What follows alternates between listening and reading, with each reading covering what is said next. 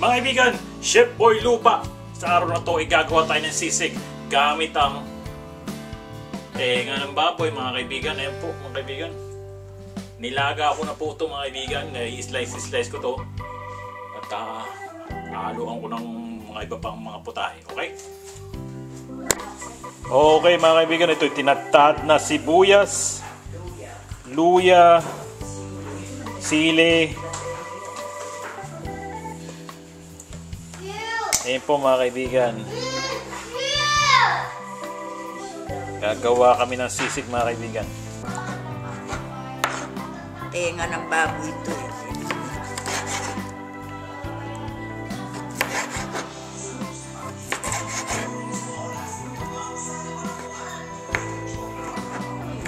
Di ba masyadong maliliit?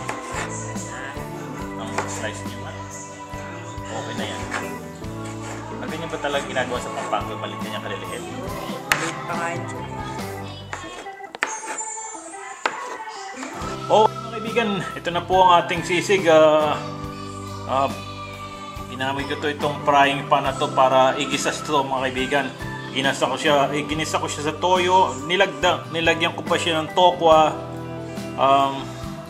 bawang, sibuyas. Ayan po ang kinalabasan mga kaibigan ng tenga ng baboy na sisig mga kaibigan. Tikman natin mga kaibigan. Ayan po mga kaibigan, okay? Walang kukontra mga kaibigan.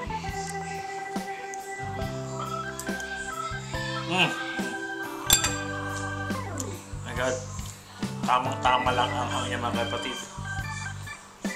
Wow!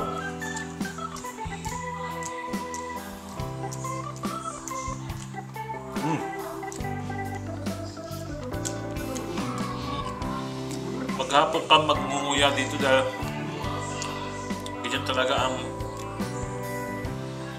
tenga ng baboy. Meron siya mga litid na mahirap nguyain, pero you just have to keep chewing. Okay mga kapatid?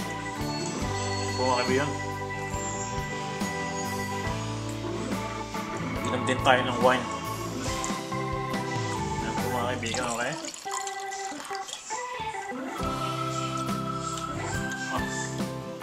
Sarap mga kapatid.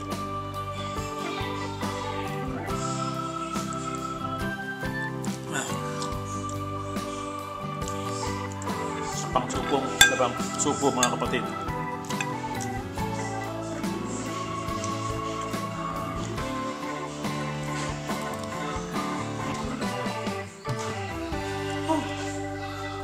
Hanggang dito lang mga kaibigan. Sana nagustuhan nyo ang aking video.